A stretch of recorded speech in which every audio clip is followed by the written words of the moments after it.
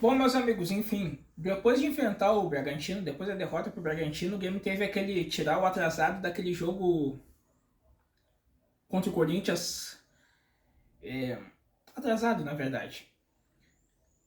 O time do Grêmio, ele sai ganhando do Corinthians, foi um jogaço, convenhamos, 8 gols num jogo. E aí, tá, tu sai ganhando de 2-0, aquele negócio, o Grêmio teve aí efetividade para marcar os gols. Mas ao mesmo tempo, depois, num curto período de tempo, e tanto faz tanto a parte que o Grêmio, que o Corinthians virou o jogo, quanto depois quanto o Grêmio vira novamente. Foram estágios curtíssimos de tempo, assim, 6, 10 minutos, enfim.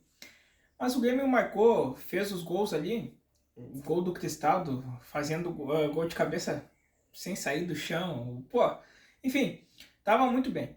Aí o Corinthians consegue o empate e antes do empate o Grêmio antes de fazer os seus gols ali já estava pressionando concluir a gol, ainda que as conclusões do Grêmio não foram, de uma certa forma, eu vou usar o termo assim, fortes. Talvez não aparentavam aquele risco, foram chutes mais fracos, mas exigiram a atenção do Cássio. O Grêmio faz os 2 gols, tá em vantagem, mas enfim, o Corinthians vai para cima, tem uma hora que o Yuri Alberto ele meio que dá um voleio ali no poste, tem mais conclusões do Corinthians, e o Grêmio começa a ceder pro Corinthians, e aí, enfim, acontece, tem o gol de escanteio, tem um que até parece que o jogador tá impedido, mas ele tem condições ali, ele sobe sozinho, aquele negócio assim, ó, que nós já olhamos no Grêmio assim há um bom tempo, que é a a bola aérea, mas na verdade ali naquele gol de escanteio o Rodrigo Eli subiu com o jogador do Corinthians, méritos do jogador do Corinthians que conseguiu ser superior. Mas tem uma hora que o segundo gol aí que o jogador, segundo ou terceiro, enfim, que o jogador cabeceia sozinho. E aí, pá, tá finalizando o primeiro tempo, tá 2-2, o Corinthians consegue virar pra 3-2. E aí tu fica pensando assim, pô, ao mesmo tempo que tu teve nesse jogo, e aí tu teve efetividade para fazer os gols. Nós também tivemos a nossa defesa tomou 3 gols, tomamos uma virada. E aí aquele negócio que várias pessoas dizem que os jogadores do Gamer são muito bons atacando, mas se defendendo eles não têm condições. Acho que muita coisa ao longo do campeonato foi melhorando, enfim. Mas há de se refletir sobre isso. Tá, levou os 3, aí o Grêmio volta num curto período de tempo. Eu repito, quando o Corinthians virou, foi num curto período de tempo. Quando o Grêmio virou novamente, foi num curto período de tempo. O Grêmio vira pros 4-3. E aí, pá, que legal. Tamo bem, enfim.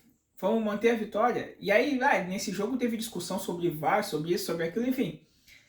Eu não entro nesse mérito, assim, porque o futebol vai se ganhar dentro de campo. E eu já disse pra você, assim, eu não tenho esperança com o título do Campeonato Brasileiro pela fórmula e muitas coisas que a CBF já fez aí. Então, eu acho que pro Grêmio é Libertadores para fazer caixa no ano que vem. Essa é a missão.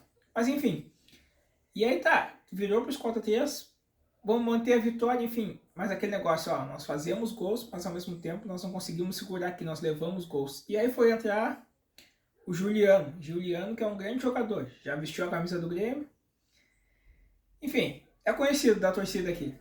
Ele entrou, logo em seguida ele faz o gol do empate. E aí fica os 4-4 ali. Enfim, é um pontinho. Se tu parar pra pensar assim, bah, é na. Pô, foi lá em São Paulo, nós jogamos contra eles. Fato, foi fora de casa. E eu nem entro muito no favorito local. Mas tu para pra pensar assim, pô, o time fez 3, 4 gols. Na verdade fez 4, né? Mas aí foi na virada ali. Mas, pô, tu fez uma quantidade elevada de gols ali. Mas ao mesmo tempo tu levou a mesma quantidade elevada de gols. Então é meio complicado assim. Mas enfim, foi um ponto que o Grêmio somou.